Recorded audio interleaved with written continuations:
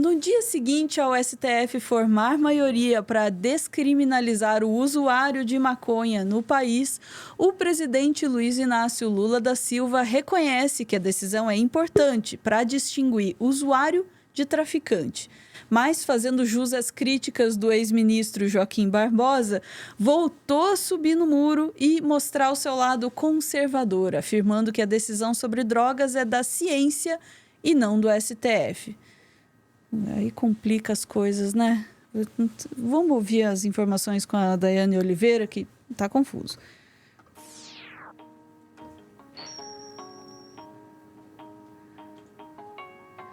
Boa tarde, Daiane Oliveira. Então quer dizer que levou 9 anos para o STF decidir alguma coisa, na hora que decidiu, o Lula fala, também não tem que ficar decidindo tudo. Entendeu? Tá confuso, mas muito confuso mesmo. E é isso, né? Ontem a gente fez um corte aqui trazendo a fala do Joaquim Barbosa, que é uma fala bem interessante. O Joaquim Barbosa ele foi ali nas redes sociais dele, no Twitter, para fazer algumas críticas ao Lula, e basicamente o que foi que Joaquim Barbosa falou, né? Que o Lula estava um conservador à la carte.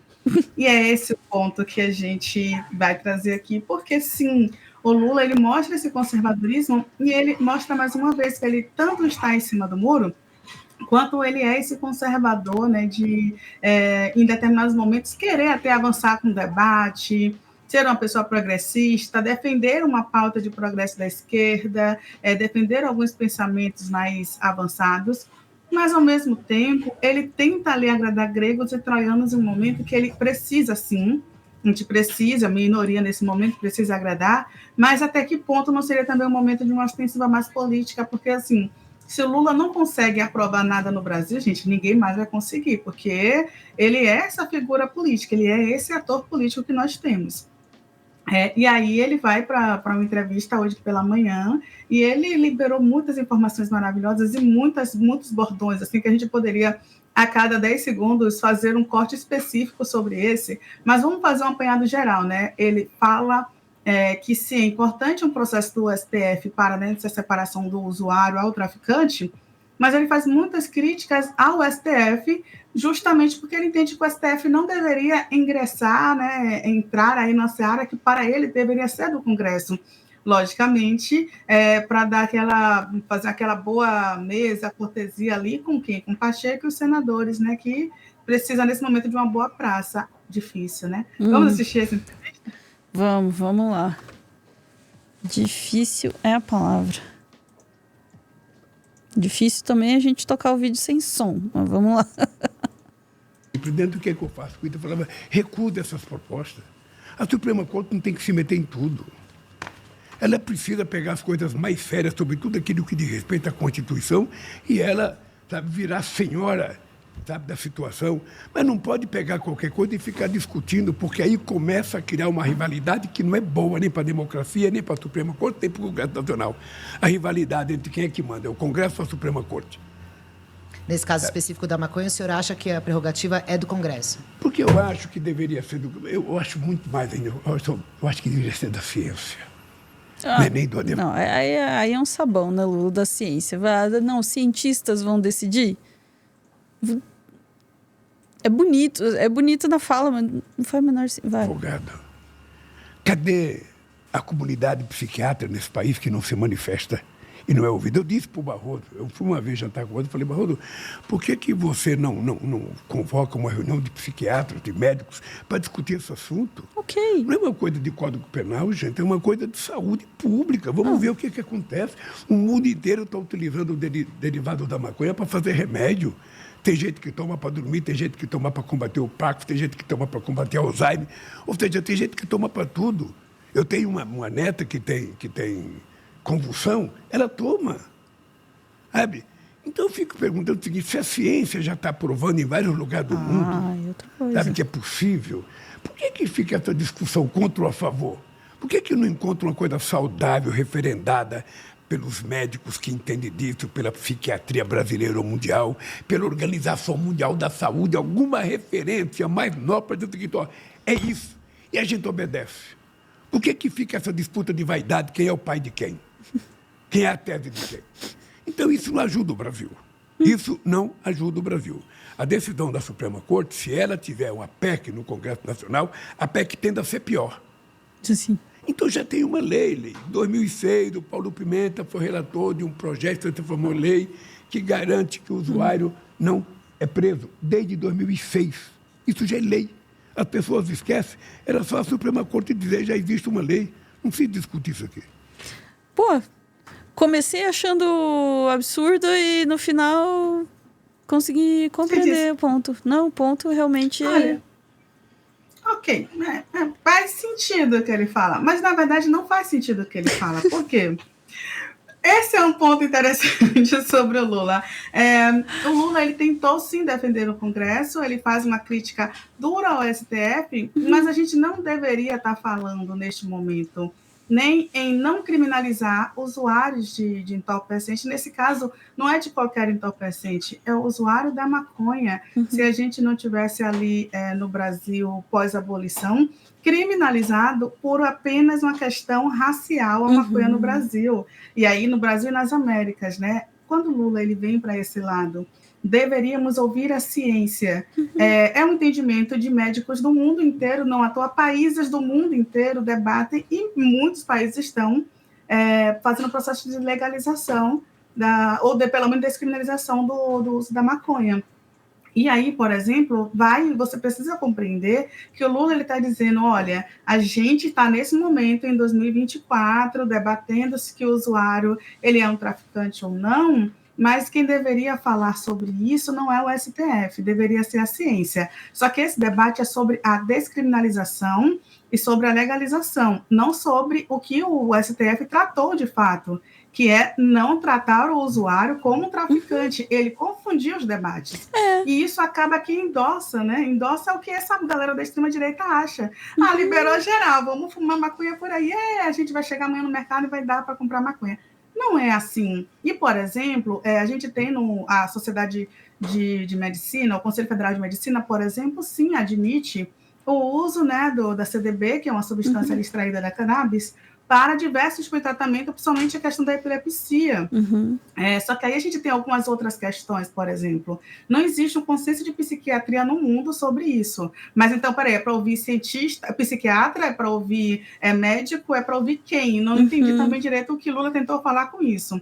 Mas se a gente for analisar que em 1900, quando a cannabis, que era chamada de fumo de negro, começou a ser criminalizada nas Américas, não existiam estudos que associasse, né, nenhum tipo de prejuízo da utilização da erva, por exemplo, que o tabaco era liberado, mas o fumo de negro, né, porque era o fumo que os negros utilizavam, já era criminalizado e começou a ser criminalizado. E, posteriormente, tem vários estudos, eu gosto muito de dois que foram aqui da UFBA, inclusive, e um é da Luísa Saad, que é desse processo de pós-abolição, que é evidente, até 1920, 1930, documentos mesmo de políticos que fizeram o processo de criminalização e proibição, inicialmente, da utilização da cannabis no Brasil. E nenhum era embasado em ciência, eram todos embasados em achismo, ainda mais num Brasil eugenista. Então, quando o Lula ele começa a utilizar esse discurso, você se pergunta, ele está querendo livrar quem? Porque se a gente estivesse só no debate de ciência, a gente estaria numa luta, tipo uma luta antimanicomial, a gente não estaria numa luta sobre o sistema prisional brasileiro, que é o que o Supremo Tribunal, nesse momento, fez, porque o Brasil hoje, ele tem cerca de... o Brasil hoje, em celas fixas, tem 644 celas, né? Mais de 150 mil pessoas encarceradas e com presídios superlotados. O Brasil hoje está entre os 3 países que mais encarcera no mundo. É uma população de 839 mil pessoas presas hoje, segundo dados aí que a gente tem de 2023.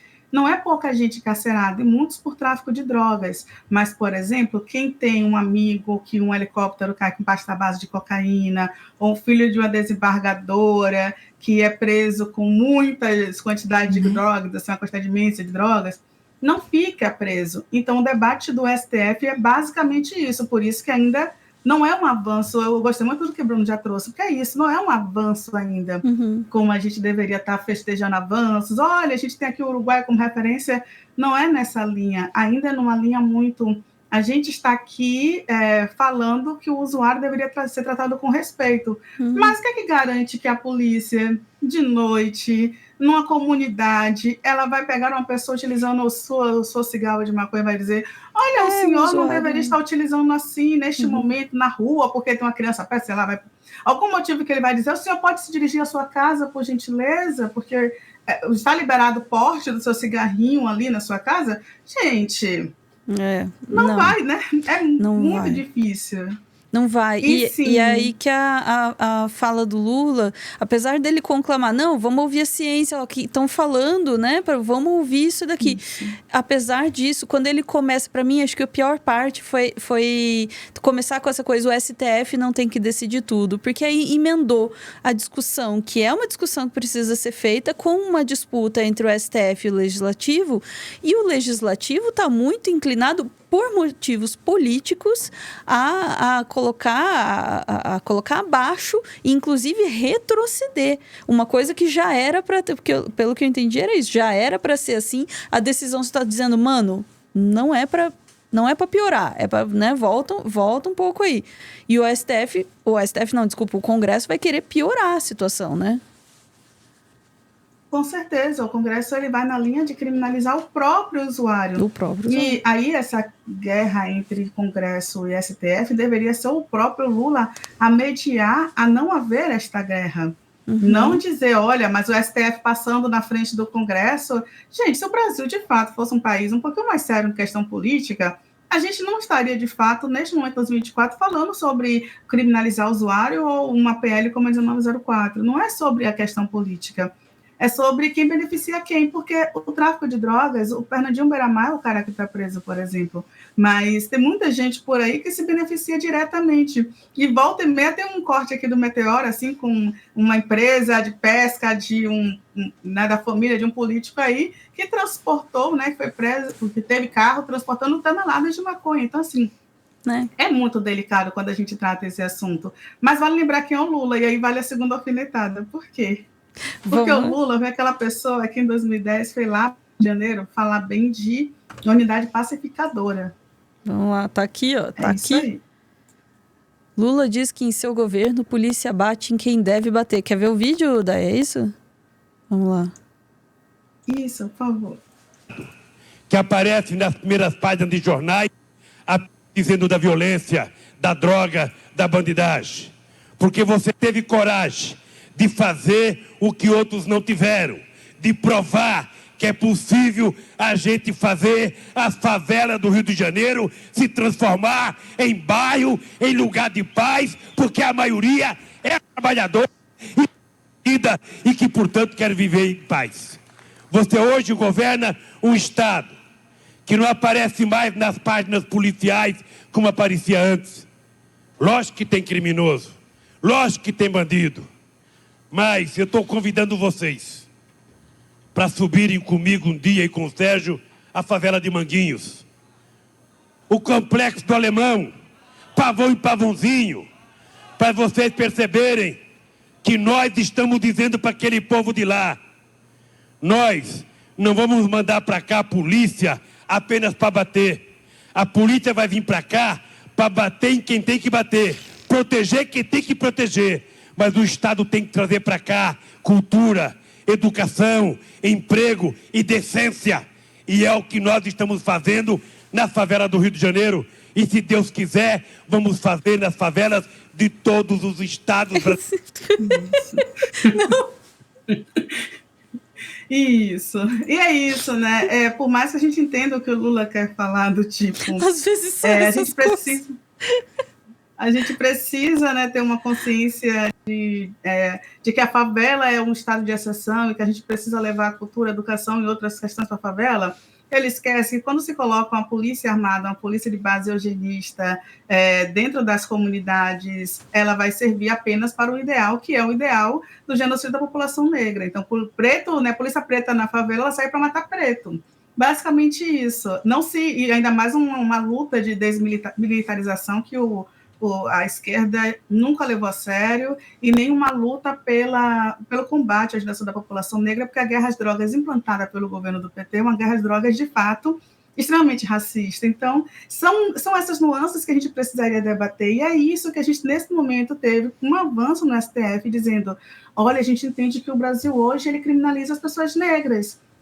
Então, a gente precisa ter um equilíbrio aí. Então, pelo menos um avanço, mesmo que a polícia lá na ponta, no seu processo, quando eu falo polícia, é toda a instituição, na ponta do processo ainda demora muitos anos para a gente ter um avanço nessa ponta do processo, tendo pelo menos um entendimento do STF, a gente vai ter um mecanismo para coibir que uma pessoa com 2 cigarros de maconha, ela seja autuada, agredida, executada, e ainda com aval, como a gente teve em 2010 do presidente da República, tem ainda, né, aval de toda essa cúpula do governo que acha que a gente não deveria estar trazendo esses debates. São debates importantes. A gente está falando de saúde pública, não de segurança pública. E é isso que a gente precisa, sim, ter o apoio, não só da direita, né, uma direita que pensa ainda, não só... Porque a gente não precisa contar com bolsonarista, é verdade.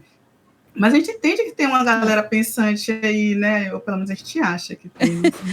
Mas, né... Espera. A gente e de toda a nossa esquerda, porque a gente precisa compreender que a luta ela é muito mais por uma sociedade mais igualitária, justa, e para entender que muitos desses preconceitos que foram surgindo, ele tem um cunho social, racial, de classe, que não tem nada a ver com a ciência.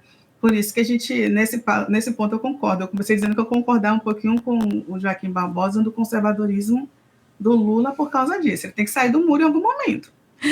Quer que eu ponha o tweet do Joaquim Barbosa aqui? Eu quero. Para quem não assistiu ontem, pronto. Aí a gente já deixa que ele bota que existem inúmeras questões, né, sociais, e o país é acéfalo.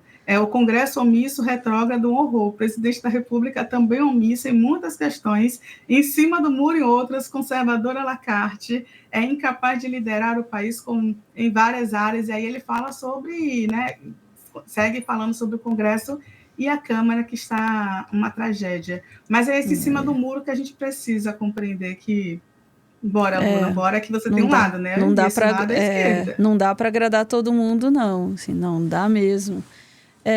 Mas o que vai agradar todo mundo é o nosso pequeno clube do fim. Eu tô me saindo com as propagandas hoje. Já venho falar... Vocês têm um minuto para ouvir a palavra da TV Cringe? A gente volta em instantes depois deste pequeno anúncio.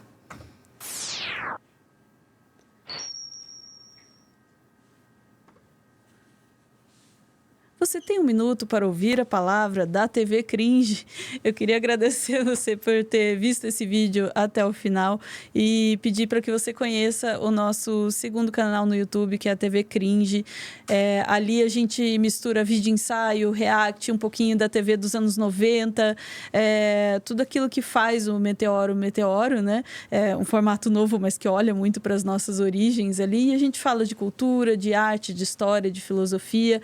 Então, estamos lá, TV Cringe Brasil aqui no YouTube também. Se você achar em seu coraçãozinho a vontade de nos seguir ali, nós agradecemos miudinho, porque não é fácil começar algo do zero de novo no YouTube.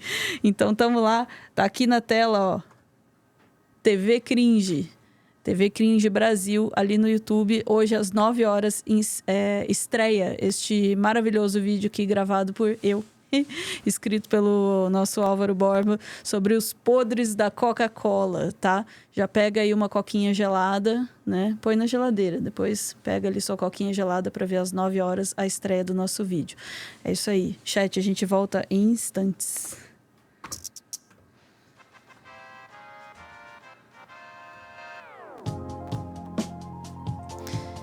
A dica é: não fique em cima do muro que cai para a direita.